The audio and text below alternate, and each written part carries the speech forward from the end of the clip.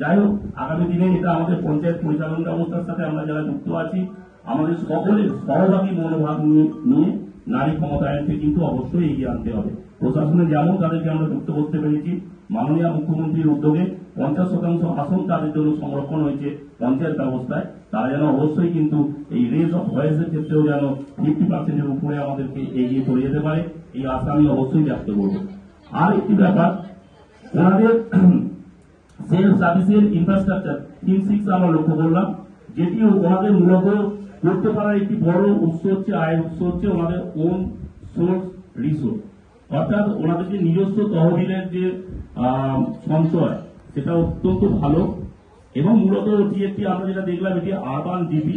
তো urban GP হওয়ার ক্ষেত্রে ওনাদের কর আদায় ব্যবস্থা অত্যন্ত খুব ভালো এবং খুব কঠোর।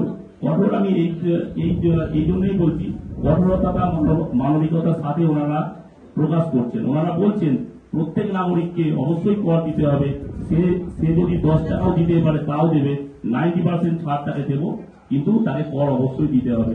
এটা কিন্তু গুড গভর্নেন্সের ক্ষেত্রে অন্যতম একটি উদাহরণ। যাই হোক, প্রথম দিনের আমাদের এই ভিজিট আমাদের খুবই মনোমুগ্ধ করেছে। আমরা চেষ্টা করব, বিশেষ করে আমি আমার হুগলি জেলার আমার পঞ্চায়েতের ক্ষেত্রে, যাতে আমি আমার ওন সোর্স রিসোর্সকে আমি অনেক ডেভেলপ করতে পেরে আমি নিজে থেকে এই ইনফ্রাস্ট্রাকচারের কাজ অবশ্যই করতে পারি। এবং নারী ক্ষমতায়নে ওনারা যে সমস্ত পদক্ষেপ গ্রহণ করেছেন সেইগুলোকে আমি আমার পঞ্চায়েতে অবশ্যই ইমপ্লিমেন্ট করার চেষ্টা করব। আমি আমার চার্টের মাধ্যমে দেখিয়েছি, আমাদের টিম দেখিয়েছে কি কি ক্ষেত্রে আমরা নারীদের ওখানে উন্নয়ন করেছি। এবং অবশ্যই গুড গভর্নেন্সের ক্ষেত্রে যে অভিযোগের যে ব্যাপারটা ওনারা করেছেন, সেটাও আমাদেরকে খুবই মুগ্ধ করেছে।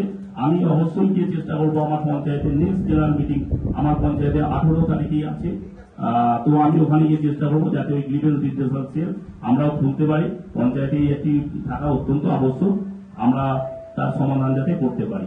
আমাদের প্রথম দিনের ভিজিট ওখান থেকে আমাদের শেষ হয় এবং আমরা আসি, এসে আমাদের খুব সুন্দর আমাদের হচ্ছে নৈশ ভোজ সহ সবটাই হয়েছে, খুবই ভালো লেগেছিল। দ্বিতীয় দিন আমাদের যেটা আমাদের যাওয়ার জায়গা ছিল সেটা হচ্ছে গোসাবা ব্লকে, এই জেলারই গোসাবা ব্লকের রাঙাবেলিয়া গ্রাম পঞ্চায়েত। তো সেখানে আমরা গিয়ে দেখলাম 3টে থিম আমরা মূলত রাঙাবেলিয়া গ্রাম পঞ্চায়েত থেকে এক্সপোজ করতে পেরেছি আমাদের হুগলি টিম। সেটি হচ্ছে theme 5 clean and green village, অবশ্যই থিম 9 উইমেন এম্পাওয়ারমেন্ট, এবং আরেকটি আমরা যেটা দেখেছি যে ওয়াটার সাফিসিয়েন্ট ভিলেজ। এই ওয়াটার সাফিসিয়েন্ট ভিলেজও কিন্তু আমরা ওদের ওখানে কিন্তু দেখেছি। ওদের ওখানে বা ওনাদের ওখানে আমার যেটা সব থেকে বেশি ভালো লেগেছে, ক্লিন অ্যান্ড গ্রিন ভিলেজের উপরে ওনারা যে সমস্ত পদক্ষেপ গ্রহণ করেছেন। বিশেষ করে ওনাদের পঞ্চায়েতের পক্ষ থেকে যে বিষয়টি জানানো হয়েছে, একটি ওনারা উদ্যোগ চিন্তা ভাবনা স্তরে রেখেছে। আশা করছি এটা অবশ্যই এই শুধু চিন্তা ভাবনা স্তরে থাকবে না, বাস্তবে রূপায়ণ হবে। নেস্টিং প্রজেক্ট, অর্থাৎ পাখিদের বাসা ফিরিয়ে দেওয়ার জন্য, প্রাকৃতিক ভারসাম্যকে রক্ষার জন্য। এটি আমাকে খুব ব্যক্তিগতভাবে আমাকে খুব টাচ করেছে। এবং ওখানে ম্যানগ্রোভের জন্য যে ওনারা যে পদক্ষেপ করেছেন, ম্যানগ্রোভ ইন্টারপ্রিটেশন সেন্টার দেখলাম আছে, সেখান থেকে ওনারা ম্যানগ্রোভের বংশবৃদ্ধি এবং ম্যানগ্রোভের বংশের সংখ্যা, অর্থাৎ সংখ্যা হ্রাস হয়ে যাওয়ার জন্য ওনারা অত্যন্ত চিন্তিত, পঞ্চায়েতগতভাবে ওনারা সেটা ব্যবস্থা করছেন। এটা আমাদের খুবই ভালো লেগেছে। বিশেষ করে আরেকটা বিষয় আমি দেখলাম, এই যে নেস্টিং প্রজেক্টের আমার একটু ভালো লাগার কথাটা আমি বলি। আমি আমার পঞ্চায়েতের ক্ষেত্রে এই নারী শিশুদের উন্নয়ন সহ সকলের নিরাপত্তার জন্য পথবাতির ব্যবস্থা হয়েছে। বিশেষ করে আমার সংসদে তো বটেই, আমার সংসদে প্রায় রাত্রি সন্ধ্যা হলেই আর মনে হয় না রাতের কোনো অন্ধকার আছে, পুরো সাদা হয়ে যায়, এত আলো আমরা লাগিয়েছি নিরাপত্তার জন্য। অনেক হাইমাস্ট লাইটও করেছি, স্ট্রিট লাইট করেছি। কিন্তু হঠাৎ করেই আমার এক ছাত্র গত সপ্তাহে আমাকে বললো, দাদা এত লাইট লাগিয়েছেন, আমার বাড়ির পাশে যে বড় রাস্তা ছিল প্রচুর পাখি কিন্তু এখানে ডাকতো সন্ধ্যের পর থেকে, সকালেও প্রচুর পাখি ডাকতো, আমার খুব ভালো লাগতো। কিন্তু দাদা আমার একটা অভিযোগ ছিল, এই পাখিগুলো কিন্তু আর কিন্তু এখানে থাকছে না।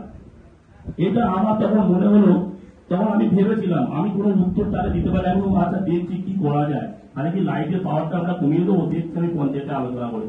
কিন্তু গতকাল রাঙাবেলিয়া গ্রাম পঞ্চায়েতের এই উদ্ভাবনী যে চিন্তা ভাবনা, সেটা আমাকে খুবই আকৃষ্ট করেছে। যদি আমাদের সরকার পঞ্চায়েত দপ্তরগুলোকে বা পঞ্চায়েত প্রতিষ্ঠানগুলোকে এই ধরনের কোন অনুমতি প্রদান করে যে পাখিদেরকে বাসা ফিরিয়ে দেওয়ার জন্য কোনো প্রকল্প নেওয়া যায়, আমি অবশ্যই ভেবেছি যে আমি আমার পঞ্চায়েতে গিয়ে বা আমি আমার সংসদে, বিশেষ করে যেখানে সত্যি ওই আর্টিফিশিয়াল লাইটের জন্য তাদের অসুবিধা হচ্ছে, একটি বাস্তুতন্ত্রের পক্ষে মারাত্মক কিন্তু ক্ষতির কারণ, এটা আমাদের ভাবা দরকার। আমরা উন্নয়ন করছি, উন্নয়ন করতে গিয়ে কিন্তু প্রতিনিয়ত আমাদের কিন্তু জীব বৈচিত্র্য বাস্তুতন্ত্রের সাথে আমরা কিন্তু কনফ্লিক্টে জড়িয়ে পড়ছি।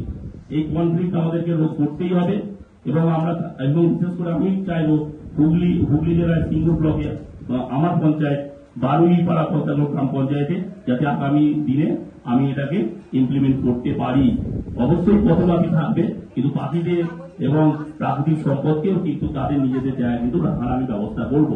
ওয়াটার সাফিসিয়েন্ট ভিলেজের ক্ষেত্রে ওনারা যেটা করেছেন, যখন এনজিআরজিএস এখন বন্ধ আছে, যখন চালু ছিল, ওনারা ওনাদের প্রত্যেকটা হাউস হোল্ডের সাথেই প্রায় একটি করে পুকুর খনন করেছেন এবং ওনাদের স্যালাইন ওয়াটার, ওনাদের মূল সমস্যা যেটা সুন্দরবনের জল এখন লবণাক্ত হয়ে হচ্ছে এবং অতিরিক্ত জোয়ার বা এই প্রাকৃতিক বিপর্যয়ে যখন নদী বাঁধ ছাপিয়ে ওই স্যালাইন ওয়াটার ওনাদের ওই জায়গায় ঢুকছে, তখন সেই এলাকার কৃষিকাজ সহ ওই যে স্যালাইন ওয়াটার যদি ওই এলাকায় জমে থাকে দীর্ঘদিন, তাহলে খুবই ক্ষতির কারণ ওনারা বললেন। অবশ্যই চিন্তার বিষয়। তো ওনারা ওই সুন্দরবনের আবহাওয়া এবং মাটি সহনশীল এরকম বীজ ওনারা এনে কিন্তু ওখানে চাষের ব্যবস্থা করছেন এবং জল কিন্তু ওনারা নিষ্কাশনেরও ব্যবস্থা করেছেন, তথা ওনারা হিউম পাইপ দিয়ে ওই জল নিষ্কাশনের ব্যবস্থা করছেন, তথা প্রত্যেক